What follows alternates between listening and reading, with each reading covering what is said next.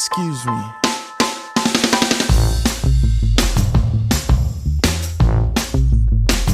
Yeah.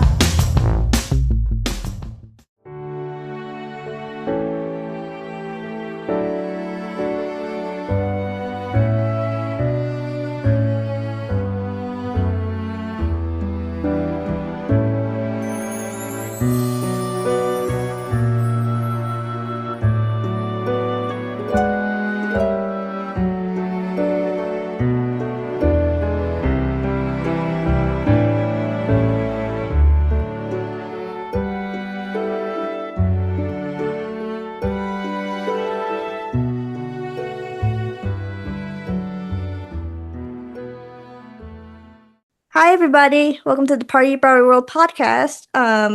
Today we have Adam Jacobs here with us, and I'm very excited because I love Aladdin. I love Aladdin. Like it's one of my favorite movies.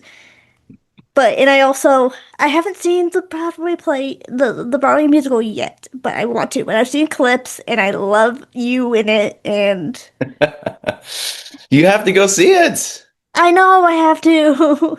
I know. I'm so. One day I'll go to New York and see it. Ah, Well, I'm happy to be here today. What are we going to talk about? okay. So I have questions listed.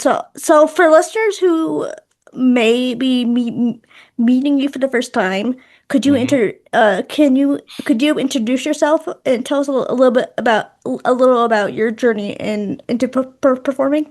Sure. Yeah, my name's Adam Jacobs. I grew up in the Bay Area of San Francisco, and my mother put me into piano really early when I was like Mhm. age 5. And so I started with music because we had a piano in the house, and I would sit down and sometimes just like make up little melodies when I was really young. Or, I mean, obviously I was 5, so I wasn't like making concertos or anything like that. Mhm.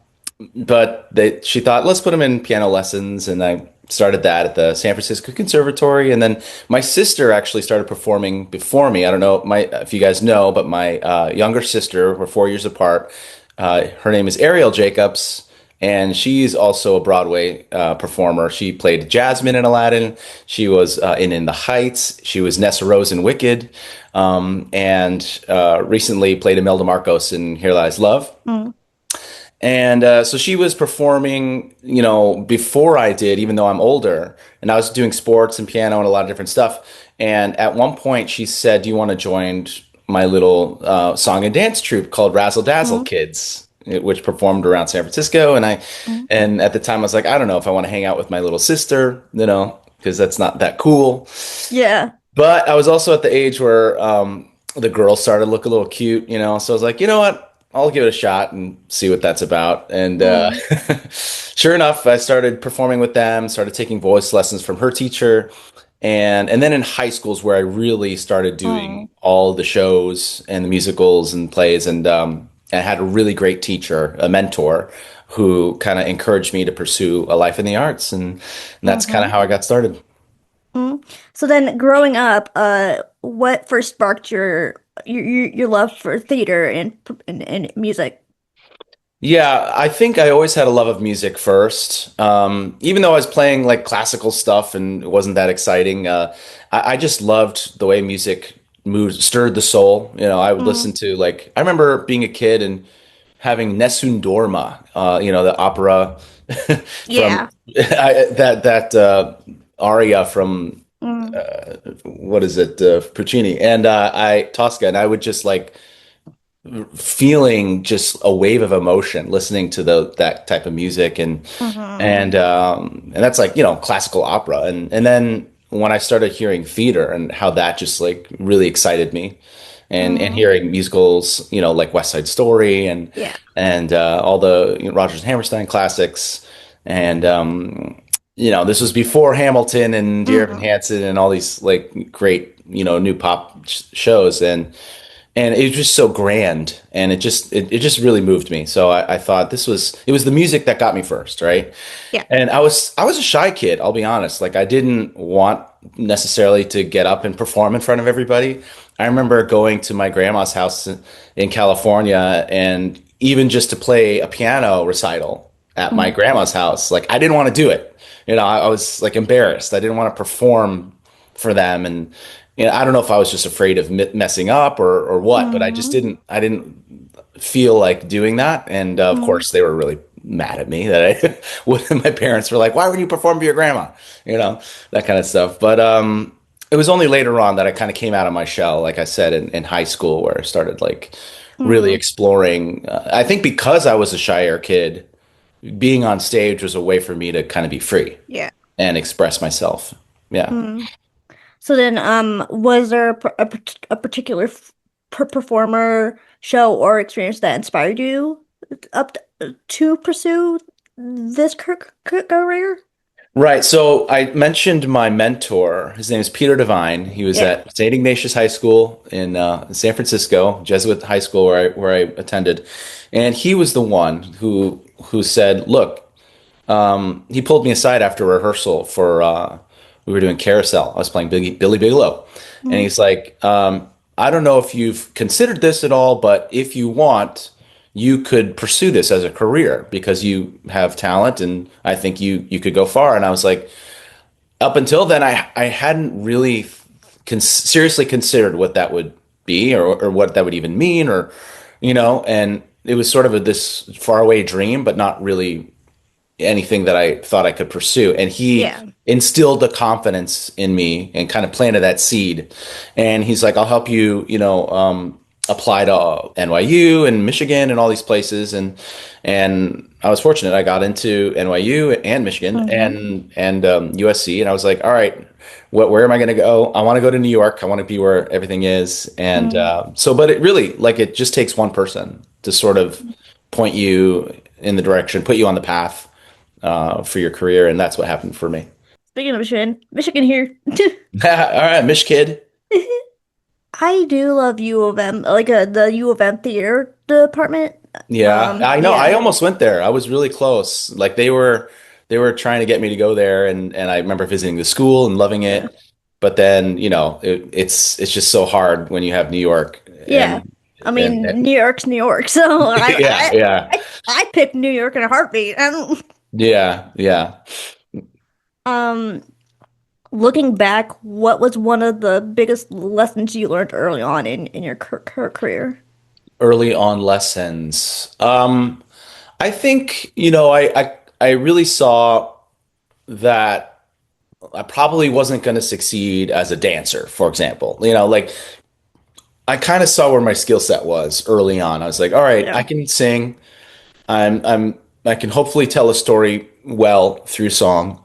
And I knew that if I'm going to try to be a Broadway performer, musical theater performer, that the words kept going around, triple threat, triple threat. You got to be triple threat.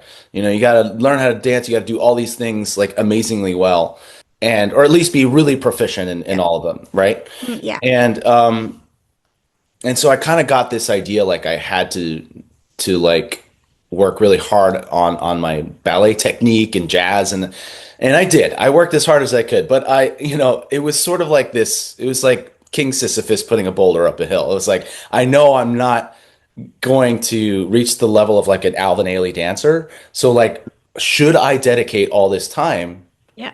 to doing that when I know that's not my strong suit? Yeah. And there was a point where I was like, I don't think I should devote all of my time to this Mm. because I don't like you have to kind of be smart about it, meaning like, all right, I know I'm not gonna, play a lead dancing role in a musical, but I want to get good enough that I could fake it, Yeah. right? So that Yeah. that was my goal, right? So I wanted to show up to rehearsal and be able to pick up a combination and go home and really really run it and like get it into my body and that sort of thing, but and hopefully have just the basis of technique to do it. So that was sort of like the eye-opening moment for me back in college. I guess it would be like early Yeah. like freshman year, like when I was Mm. like, okay, I need to focus on what I'm good at and Mm. don't worry so much about being like an amazing triple threat.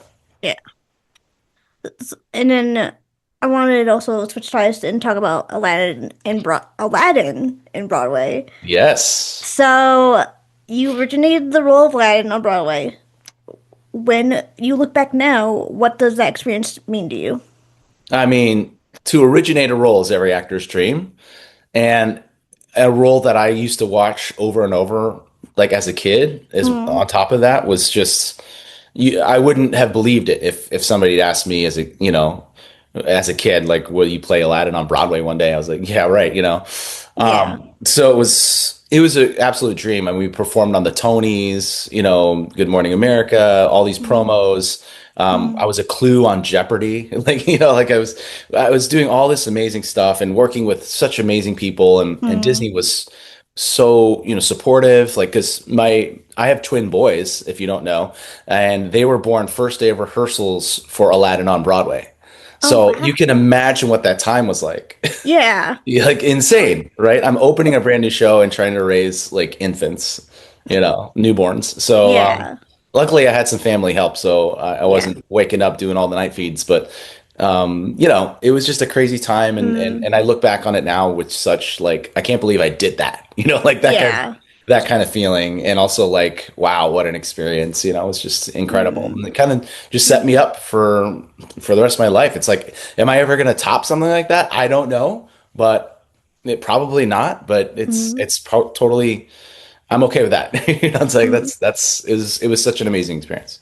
mm. Well, and it's so cool too because now you have that memory of like my twin boys were born during that Yeah, time. Yeah. yeah. I mean, their whole lives have run parallel as that show continues to run. Like, we had a bulletin board in the theater where, Yeah. and we were the first, it was like kids of Aladdin, like Broadway Yeah. kids. I think they're up to like 40 kids now, but like we were the first ones on the bulletin board with like my newborn pics, and then Yeah. slowly we're adding kids to Yeah. it. And it's just amazing. So before opening night, was there ever a moment where you thought, "Wow, wow, I'm playing Aladdin on Broadway"? Yeah, I think it hit me before opening. I mean, there were so many just like pinch me moments throughout that process, like working with Alan Menken, Mm. in the rehearsal space, or even the first table read, sitting next to Jonathan Freeman, the original Jafar from the movie, and sitting next to him and hear him say his first line, when he says, "A thousand apologies, Your Majesty." And I'm like, that's the guy from the movie. And he's sitting right next to me. I'm like freaking out, like that kind of stuff. Um, you know, and then, getting my magic lamp. You see me this behind me, I was about to ask you about Yeah, that they actually. they gifted me that when I left the tour. So like um they're just it's so much a part of like my life now. It's like impossible to imagine anything Mm. imagine it without it. So it's just incredible. Then also, I then speaking of that, then what was it like to be in front of like Alan Menken? Like he's I was so incredible. nervous and initially, but he's such a ball of energy and so fun and just warm.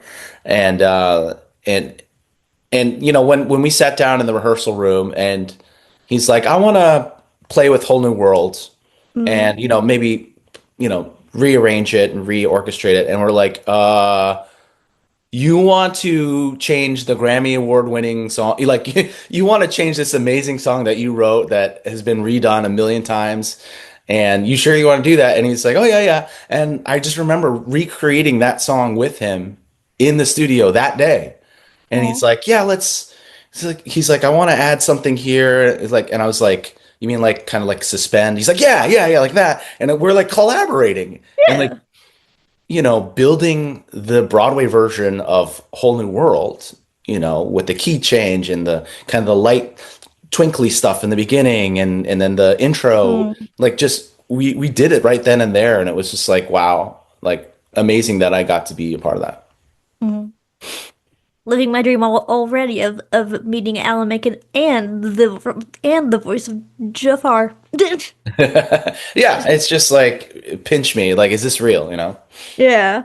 So then, what was the biggest challenge in bringing Aladdin from the animated film to a live stage? Yeah, I think there was obviously it's a lot of pressure that you kind of put on yourself. You're like, Yeah. this is such an iconic role that everybody knows and loves. Like, you want to do it justice.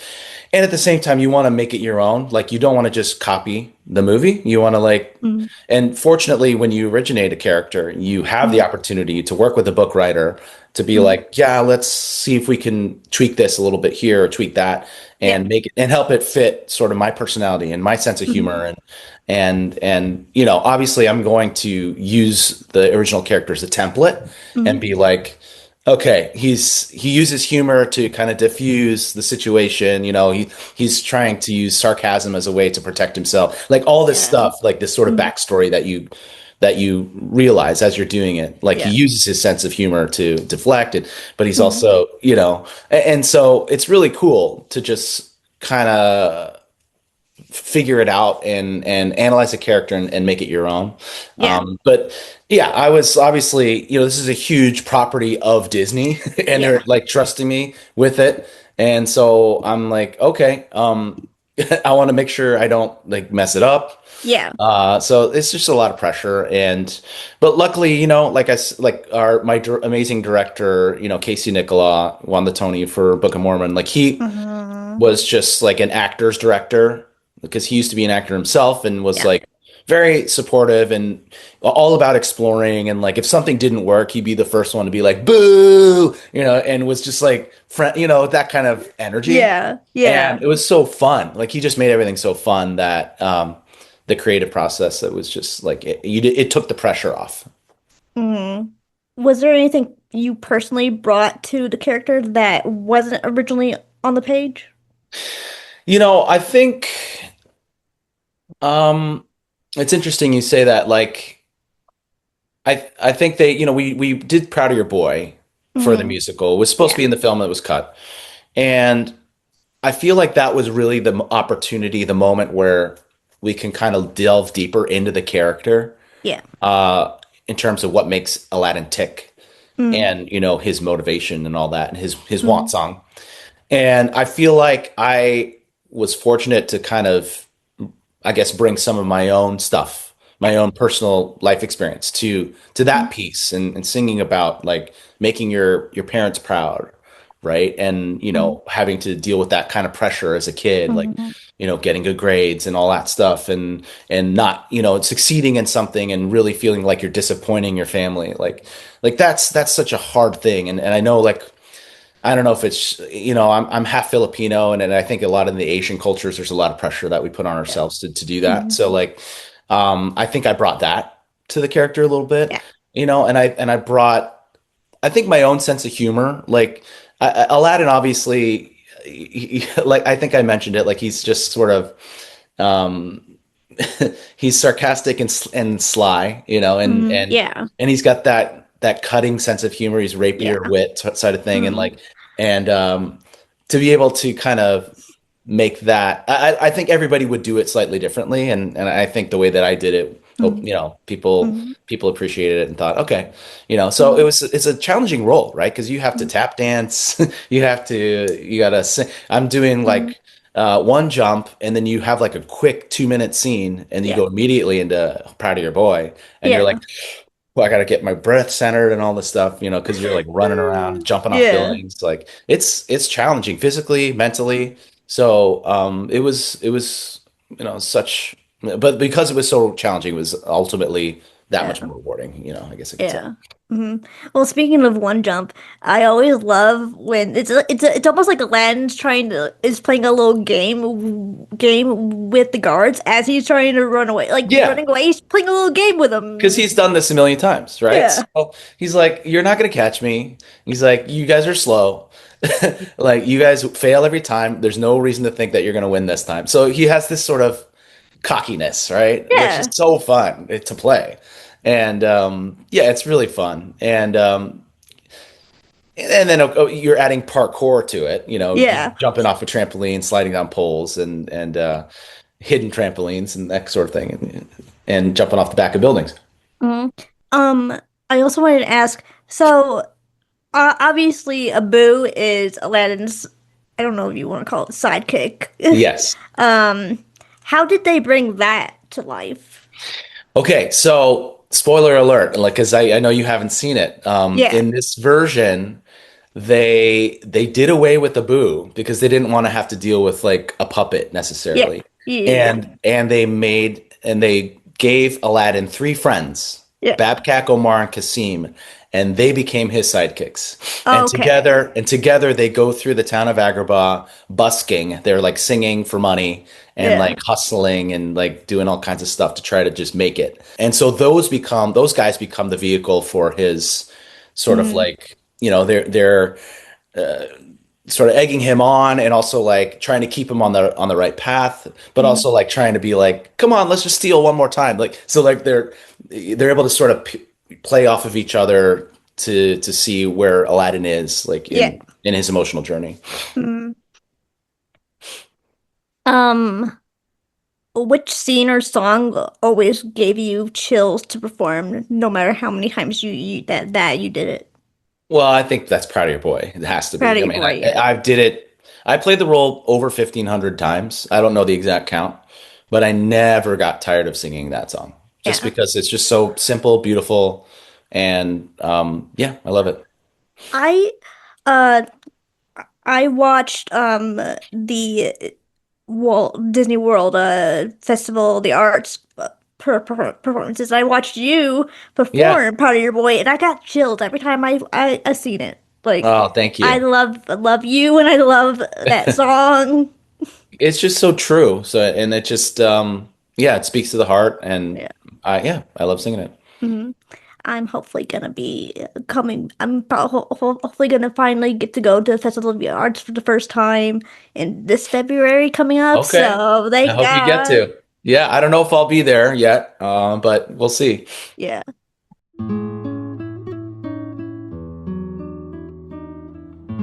CDZ Collegia Musica is a 501c3 nonprofit organization. It is a kind of school of music, a concert series, and an agency that promotes the musicians, dedicated artists, and educators who we feature as our performers.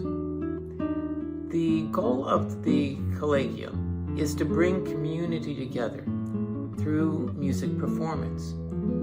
These performances vary in musical style from classical to jazz, and music from different parts of the world, from India to the Middle East, that'd be like Persia, and Japan, and China. The goal is to also educate us to how music functions not so much as a musical universal language, because there are differences in the way that these languages of music are expressed, but to educate us to be able to be more appreciative not only of the music but the culture it represents. And by doing this, it brings community together.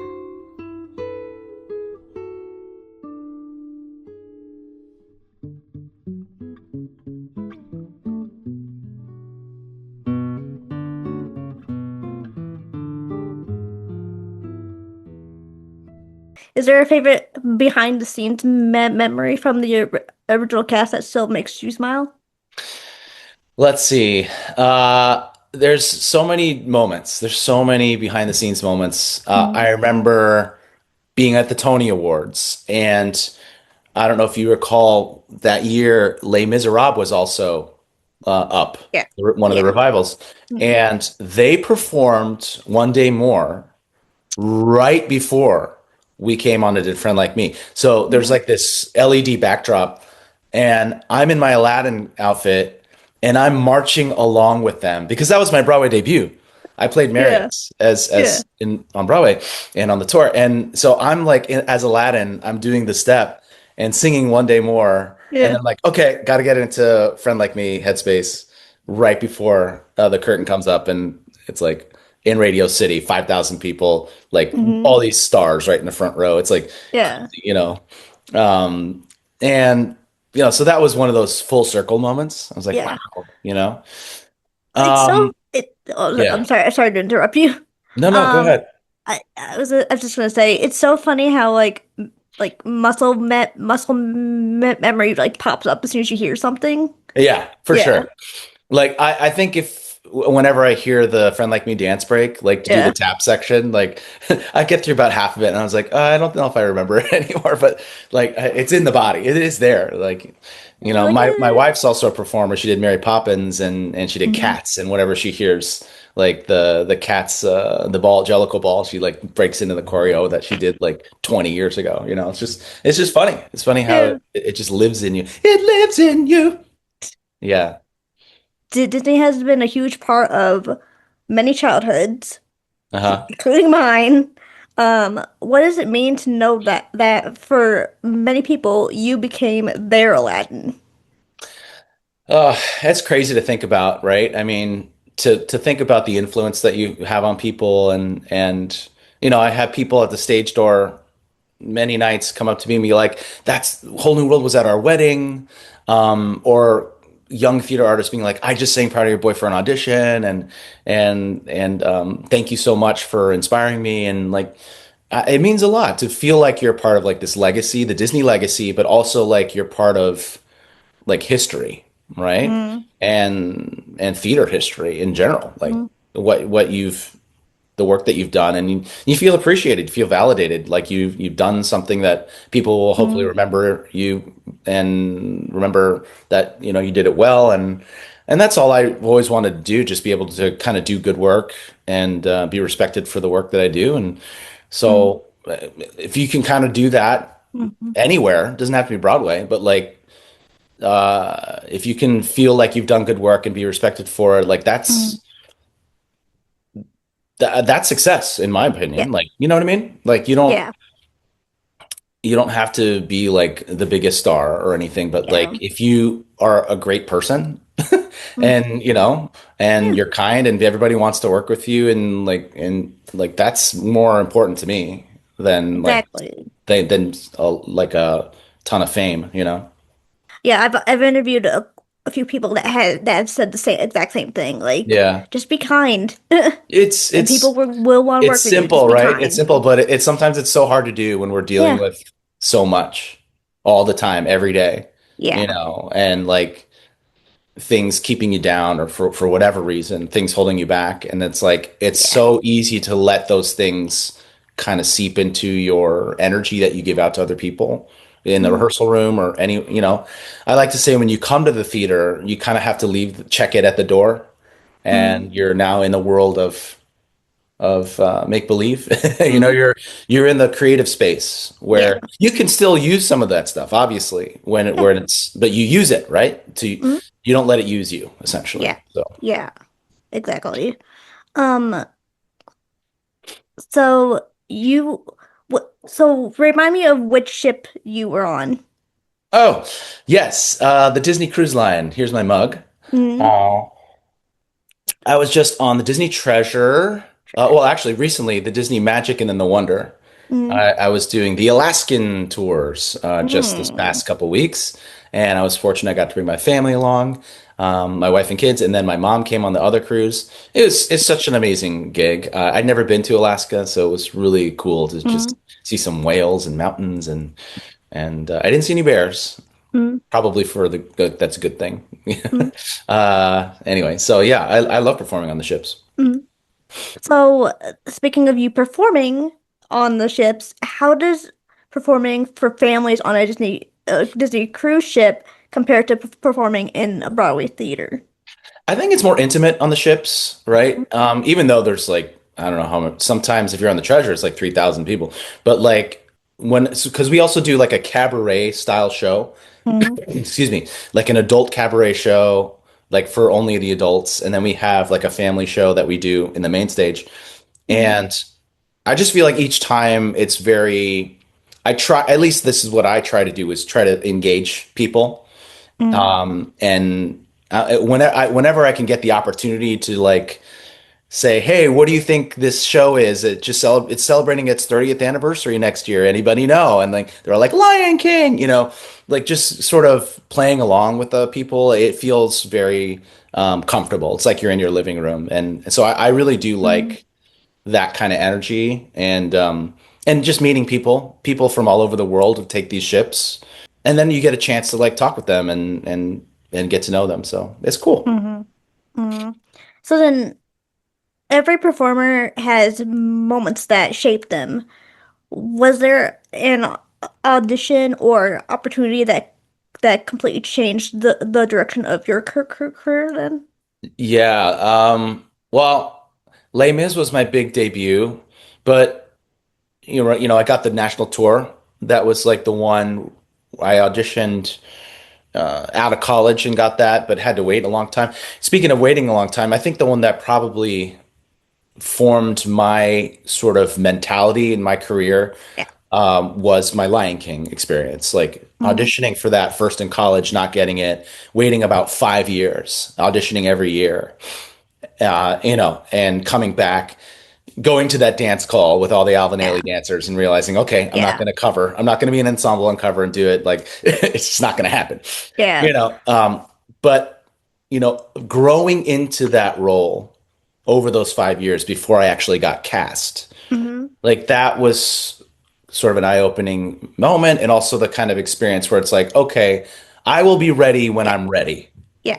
Like I wasn't right out of college, right? Like even though I thought I was, like I didn't. Looking back now, I'm like, yeah, I didn't have the life experience. I also like I played Sky in Mamma Mia before booking the role, and I was like working out constantly because I had to be like naked in that show, you know. So like trying to like my body type changed, my whole demeanor had changed by the time I was right for Simba.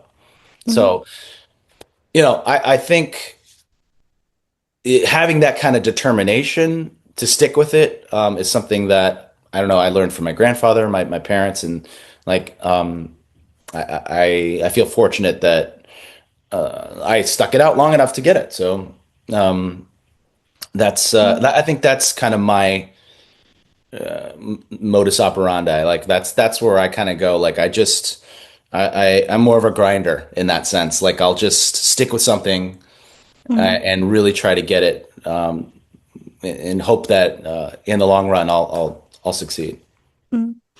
Okay. And then these next few questions, we're gonna peek behind the curtain a little bit. Okay. What's the funniest thing that's ever happened to you during a live performance? The funniest thing? Yeah. I mean, we've had so many like costume malfunctions. Like that's probably the funniest. Like, I'm supposed to quick change into Prince Ali, and when you don't make it, and like your pants are open, and it's like, okay, it's mortifying. But looking back, it's funny. But at the time, it's not funny. And the initial moment's not funny, No, but initial moment's not funny, but everybody laughs when you tell them the story, so it's pretty funny. You're laughing right now, so it's those moments are really fun. Set malfunctions, right, where like they're kind of dangerous. Where I remember climbing the gate in Les Mis and coming unhinged from the deck and starting to go towards the audience and having to jump off of it, and a stagehand running out and grabbing it, and then immediately singing "A Heart Full of Love," like going right into that song. So it's just like crazy live theater moments where you're like, wow, I can't believe that just happened. Yeah, I mean, and then all like the little backstage fun stuff that you do with your casts, right? Like there's yeah. so many fun, like alternate lyrics to songs and like different Um, choreography that you only do backstage with it. yeah. That's what makes theater so fun. It's just such like a bunch of crazy kids just goofing around and trying to put together a show and stay professional and say that we're professional when we're just like a bunch of a bunch of fools backstage. So. Have you ever had to recover from something going hilariously wrong on stage? Hilariously wrong. Well, I mean that stage one from Les Mis was pretty bad.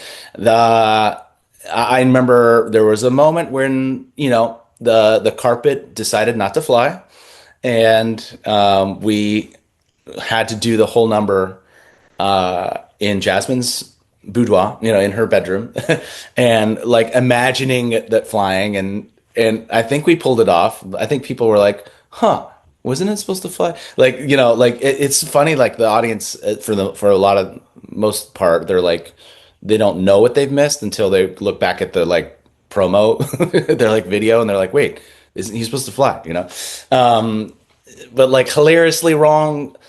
I don't know. There's just so many. I've fallen in the middle of bows like multiple times, you know, because we're all wearing these giant harem pants with heels, you know, and like Yeah. it's not easy.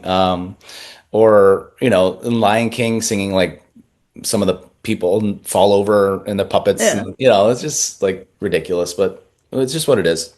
But the pants seem comfortable at least. Yeah, they're very comfortable. Yeah, they breathe, They so that's breathe. great. Yeah. And they're probably nice and cushy when you fall. Yeah, sure. It's like a blanket. Sure. Oh God. So if Genie granted you one Broadway wish today, what would it be? A Broadway wish. Hmm. I don't know. Like I would love to be in Hamilton sometime. That'd be really fun. That'd Hmm. be a nice wish. Maybe just like tickets to every show and the time and the opportunity to see like all of my shows like fifth row center. It's like that Hmm. would be awesome. That'd be a Hmm. pretty good wish. Don't you Oh, think? yeah, yeah. I would love to see you in Like Hamilton. teleportation. I want Jeannie to give me teleportation Just, so I can just go be at a anywhere. show. Yeah, I can go anywhere anytime. I would love to see you in Hamilton, though. I could see you as like as Hamilton or Burr. Yeah, I would love to play Burr, honestly. Like Yeah, I like the darker characters now. yeah. Yeah. Which is so weird because you were Aladdin. He's not a I dark know I was a hero. character. I was a Disney hero, but now I want to be a Disney villain or just any villain. Like, I love the villains. uh, Villains are better. yeah, yeah, they are. Uh, if Disney asked you tomorrow to star in another Broadway adaptation, which movie would you hope they'd choose? Ooh, that's a good one. I know like Greatest Showman is coming. Like that could be a really fun one to do. Um, if Coco ever came, I would love to be in that maybe or Encanto, one of those. Or if they did something like Jungle Book, I would love to be like Baloo. You know what I mean? Like that would be Mm, really fun. I don't know. There's so many to choose from. Hard to say exactly what would be the best for me, but yeah, I don't know. mm. Maybe I'll come back as the Sultan in like if Aladdin keeps running, I'll just come back Uh, and play the Sultan. so, which song do you wish you could perform in front of an audience just once? Oh, hmm. Any song? Yeah, Yeah. Oh, I don't any know. Disney song. Any Disney song? Yeah, Okay, yeah, okay. sorry. Yeah, Um, it would be cool to do something like Ursula's song, you know, yeah, like yeah. a villainous type of song, or Mm, Hades, or yeah, I don't know. I don't. I That's a tough one. I don't know because I love all the. There's so many great songs out there that mm, um, but like something that I wouldn't normally play, I think yeah. would be fun to do. Hmm. Yeah. Hmm. What's one piece of advice that has stayed with you throughout your career? You know, I've had people talk to me about like it goes back to that discussion we were having about being kind. Like there's sort of this myth, like the diva myth, where it's like if you're talented enough, you can act like a jerk and it's Yeah. okay. And you see it on television shows like Smash and stuff where it's like Mm, you have the diva character, but mhm, it really is like a myth. It's like it's not mhm. those type of people, unless you know people like who stop shows to stop point out people on the phone, like that happens, and like somebody like Patty LuPone, like yeah, you can do that, right? I was about to say, Patty LuPone did exactly that. Right, and like there's something like mythical about that, iconic to be like, okay, yeah, to have that kind of power. Yeah, At the same time, like you know, you can't yeah. do that. Mm. You No, you can't can't. like I guess you could say she's earned it like from her career, but like Yeah. at the same time, like it's you don't want to be that person who like at least for me, this is just me speaking. Like I Yeah. don't want that kind of energy. I don't want to portray that kind of energy, right? And Mm, I think uh in the long run, it's not beneficial for your career Yeah. to do stuff like that. That being said, you do have to speak up for yourself when when if producers like overworking you or something, and Mm, and if you feel like I can't do this promo because I have to do my show, like that kind of thing. It's like I'm not going to wake up at 5 a.m. to do a radio interview if I have mm, two shows that day. Like, mm, and they may ask you to do it, but you have to be able to say no. So the power of saying no is important mm. as an actor, and speaking up for yourself in that way. And saying what you think for your character, like just being open and being creative Yeah. and collaborative, right? Mm, Collaborative without being like, this is how I think it should be, yeah. and you know what I mean? Like Mm, collaborative, open to mm, discussion, and mm, like I think that's good. It's a good those kind of communication skills are really important when you're in a rehearsal room or mm, anywhere, and just to be respectful and of other people's opinions mm. and who they are, and Yeah. all that. So Yeah. so yeah, I think those that kind of diva myth was that bubble was burst Yeah. early on, and I thought, yeah, thank you for telling me that kind of thing. Yeah. Like, not Yeah. that I Yeah. was ever like that, but like Yeah. it just was sort of like this thing of like, okay, once I joined Les Mis and I saw everybody how they were Yeah. behaving, how they were acting, all these Broadway vets, and like when you join a show like that and you see like Judy Kuhn or Leia or Yeah. Gary Beach, and you're like, Mm, okay, I see how this works, and mm, that's how you need to be. So it was important to know. yeah. Yeah, I've met a few, like I met one person back in my theater. I met one person who toured Uh-huh. David Foster. I met David Foster for a couple years ago. Hmm. And I've told the story before on this podcast, but I'll say like if you have time, I'd like to share it with you. Yeah.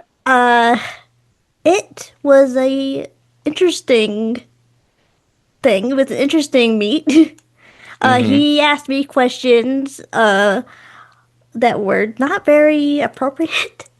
Okay. Like You were interviewing him or not? Was it an interview or just like a chance meeting? it was a chance. It was a chance meeting because he was on tour and he came to my theater, Uh-huh.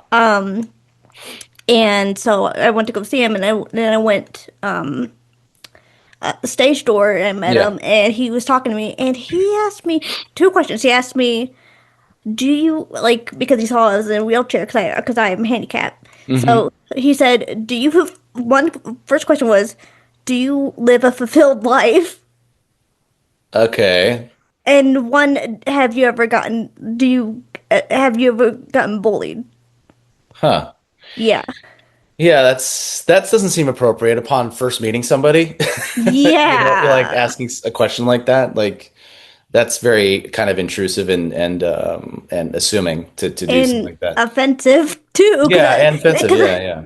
and then I woke and but I was so starstruck I didn't even clock it. And then the next morning I like slowly rose out of bed and was like, Did he say did that? did he did did David Foster just offend me? That's pretty offensive, I think. Yeah. Like Yeah. it's like, what do you, a lot of people they like freeze in those moments. Like they're like, Yeah. wait, and then you go back and you're thinking like, oh, I wish I could have said something to him, like a Yeah. comeback, Yeah. like, do you remember when you had hair? Like that kind of stuff. Like, where it's like, I wish I could just say something like, do you live a very fulfilled life? Like, come on. Like Yeah. that's just not right. So, Yeah. Oh, I wish I would have. Dang it! Oh, I wish I would have had that in my like, pocket. yeah, yeah, yeah. Not for next time. Next time, like somebody asks you something inappropriate, just say something inappropriate right back. I think it's, you know, why not? Oh, well, I'm glad I told you the story because you get it. I You get get it. it. Yeah. Yeah. Um, what would you tell someone who dreams of making it to Broadway but doubts they're good enough? Doubts that they're good enough. Yeah. yeah, I would say if it's something that you really love and believe in, then and you work as hard as you can, that you will find some level of success. And maybe it's not going to be Broadway, but that's okay. You know what I mean? Like if you love theater so much, there are so many great opportunities, like not necessarily New York, where you can find fulfillment. Mm, And I would say don't put Broadway up on this pedestal so much, and really just try to do it for the love of theater. And I have some signature questions. Yeah. Since our podcast is called part of your Broadway World podcast, what does Broadway magic mean to you? Broadway magic? Mm, Broadway magic. Um, to me, it's the fact that you can go into a theater and see a show and be transported, right? I just saw Outsiders in Chicago here. I'd seen it on Broadway, but I took my family to it, and you really do feel like you're in part of that world, right? mm, Tulsa, 1967. Like, mm, all right, we're here, and you just suspend your disbelief as an audience. We agree that we're going to be here, even though we know in the back of our minds we're not. But we're going to do that, and we're going to collectively be taking into the story, and that's the magic. Is that we all mm, kind of agree to the illusion, mm. right? And Yeah. that we, if it's Wicked, we're in the land of Oz, or Aladdin, you're in Agrabah. Like we go with it, and we allow it to affect us, and Yeah. we open up our hearts and our minds, hopefully, Mm, and mm, we're affected, and mm, hopefully for the better, right? For the good, and that's what theater. That's the magic of Broadway, in my mm, opinion. mm. So then also the same question of like what does the Disney magic mean to you in that? Well, Disney specifically, they know how to do it, right? Like Yeah. they're pros at tugging at your heartstrings, and just telling the story with such pixie dust, right? The Mm, magic that they are able to bring out the child. I think because all these stories we know from our childhood, mm, it's like it just makes us feel giddy. I think mm, it's like the word. Like there's just like an underlying giddiness to mm, watching a lot of these Disney stories, mm, and brings you back to the time when you were a kid, and it's mm, it's magical in that way. It turns back the time. mhm. Do you have like a specific childhood memory of Disney? A specific one. I mean, I remember pretending to be Aladdin in my during recess at my middle school, jumping off of benches and pretending to be dodging swords, and pretending to be Aladdin. Yeah, so I remember that. Oh, if that's not serendipity and everything, I don't know what is because Yeah, you're right. you, you were doing that as a kid and now you're Aladdin on That's Broadway. right. Yeah, I know. Crazy, right? I know. All right, I think we gotta wrap this up because I gotta get going here, Okay. unfortunately. Yeah.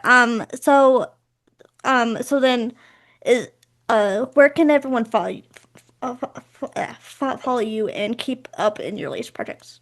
Yeah, I tried to post when I can, but I'm on Instagram, Adam Jacobs NYC. That's where people can see what I'm doing theater wise, and I'll post like stories and stuff, Yeah. and yeah, that's the main way to keep up with me is on Instagram, Adam Jacobs NYC. Mhm. I should And I probably will. change it to Chicago since I'm here now, but I can't. It's like impossible now. Yeah. So, yep, I know I'll have all the links down below. So I guess thanks again, Adam, for coming on. Yeah, thank you. And then I guess if you want to mention the Alan Menken album that I have, Right Where I Mm, Belong, mm, that's available on iTunes and Spotify, and that's yeah. all songs of Alan Menken with different arrangements, and it's a really cool album that I'm proud of. Yep, I'll have that also down below. So I guess with that being said, we're off, All and I will right, see you Enchanted Stars later.